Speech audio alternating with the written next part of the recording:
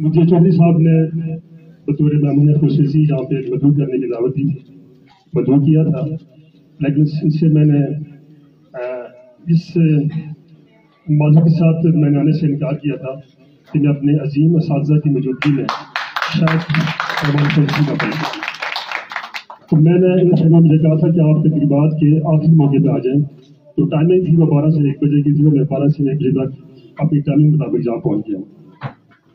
بہت خوبصورت پروگرام ہے جی، جو اساتذہ کا پروگرام ہے. جیسے شریف صاحب نے کہا تھا کہ میرے نبی نے کہا کہ بشارت مجھے اس دنیا میں محلم بنا کر بھیجا گیا ہے.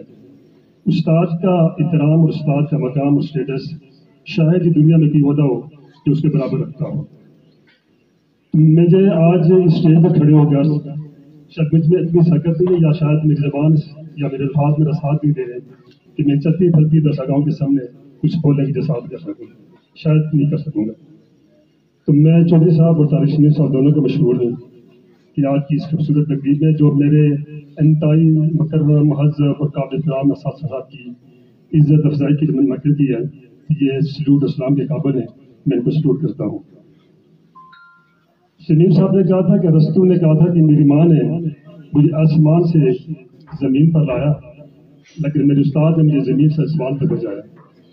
لیکن ارسطو نے یہ بھی کہا تھا، لیکن سکندر نے اپنے استاد ارسطو کو یہ بھی کہا تھا اگر میں یہ دریا عبور کرنے میں تیر نہ کرتا تو سکندر مر جاتا.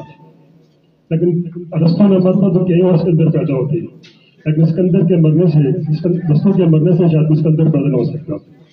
تو میں سمجھتا ہوں کہ جو ٹیچرس کا مقام ہے، جو ٹیچر کا اسٹیٹس ہے، جو ٹیچر کا رسپیکٹ ہے، وہ شاید ہی دنیا میں کسی عہدہ میں ہوتی ہو.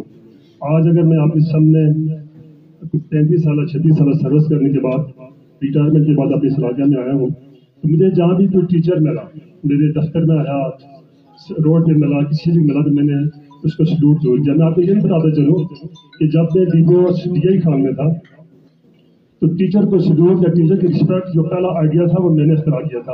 اور میں اپنے تمام تھانہ جات کو تمام ساتھیوں میں کبھی ساتھی تھے، میں کہا تھا جب ٹیچر آپ کے دفتر میں آیا تو آپ نے کھڑے اور سلوٹ بھی کرنا، اس کو چیئر بھی لینی ہے.